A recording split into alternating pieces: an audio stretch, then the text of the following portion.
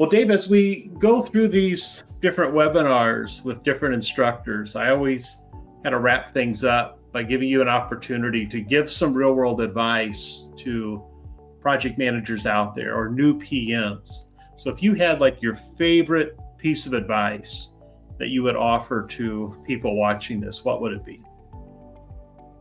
It's really interesting. There's sort of two I'll weave in because they are related. The number one thing or the immediate thing I think is never stop learning. And as a project manager, every project will be different. Every team will be different. Every organization you work with will be different. You'll sort of learn by osmosis, if not at all. But sort of the next stage to that, or the bolt on that I like to add to that, is approach your projects and your delivery initiatives with a bit of an experimentation mindset.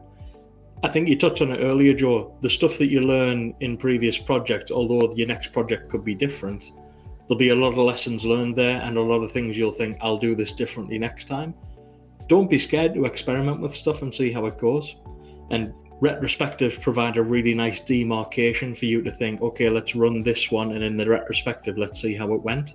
And then we're going to adjust and continue to course correct. So not being afraid to step away from the textbook or the course or any sort of formal material you've done and give something a try is something I really try to encourage.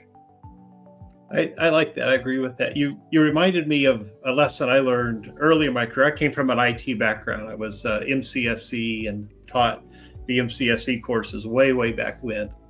And I was working with a client and about how to figure out this problem. And the client says, okay, what we need is a clue. You got to have a clue. And you have that clue that then you can build on that and build on that and build on that and get this domino effect. You unsnap it, whatever the problem was with network drivers or some of that nonsense. But that always stuck with me, that you pick up clues consciously and subconsciously in everything we do. So project management, all these different industries that you can move from project to project, and what you learn prior, you have a clue as to how that may work here.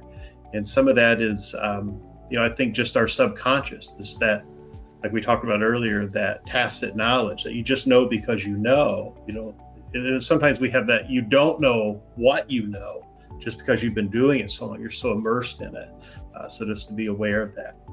Well, I think that is some great advice for people to take and to apply in their projects.